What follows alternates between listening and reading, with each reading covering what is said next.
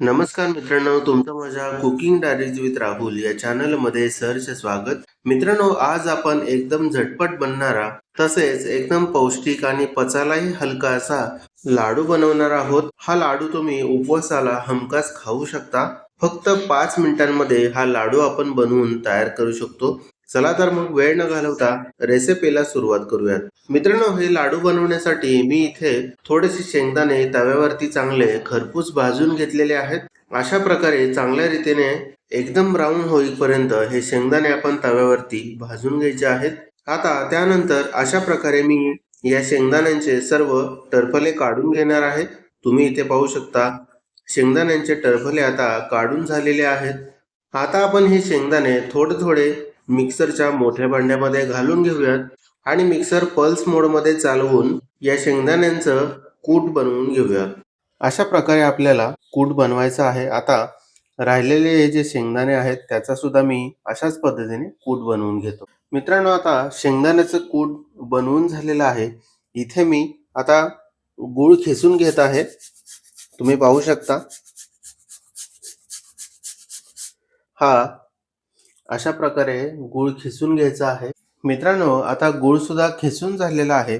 आता जे शेंगदाण्याचं कूट घेतलं होतं, इथे मी 2 मोठी वाटी शेंगदाण्याचं कूट घेत आहे. त्याच मिक्सरच्या भांड्यामध्ये मी पुन्हा हे कूट घालत आहे. आता 2 वाटी कूट घेतल्यानंतर इथे मी 2 वाटीसाठी अर्धी वाटी खिसलेला गूळ घेतलेला आहे.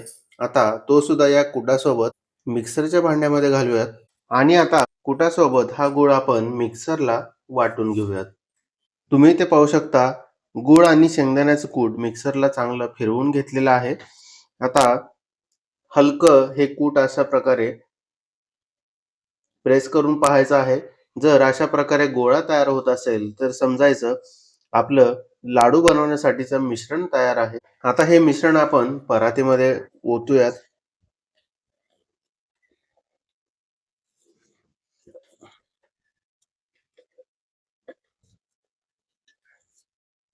परातीमध्ये काढून घेतल्यानंतर पुन्हा एकदा अशा प्रकारे हाताने व्यवस्थित मिक्स करायचं आहे.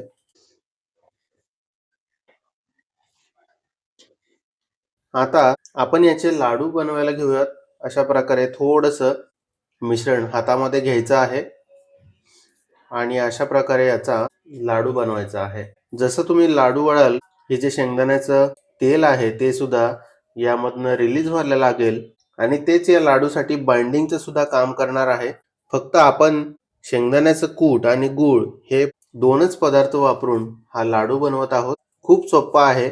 मला तर वाटतं याच्यापेक्षा सोप्पा लाडू बनवायला कोणताच नसेल. तुम्ही इथे पाहू शकता आपला पहिला लाडू बनवून तयार आहे. अशाच पद्धतीने आपण या राहिलेल्या मिश्रणाचे आपण लाडू तयार करून घेऊया. तुम्ही इथे पाहू शकता लाडू आता बनवून तयार आहेत. तुम्ही हे लाडू उपवासा दिवशी सुद्धा खाऊ शकता किंवा इतर वेळी भूक लागली तरी हे खाऊ शकता. एकदम चविष्ट, पौष्टिक, पचायला एकदम हलके असे हे लाडू आहेत. तर ही लाडूची रेसिपी तुम्हाला कशी वाटली ते कमेंट करून सांगा. रेसिपी आवडली असेल तर चॅनलला सबस्क्राईब करा. भेटूयात अशाच एका नवीन रेसिपी सोबत. धन्यवाद.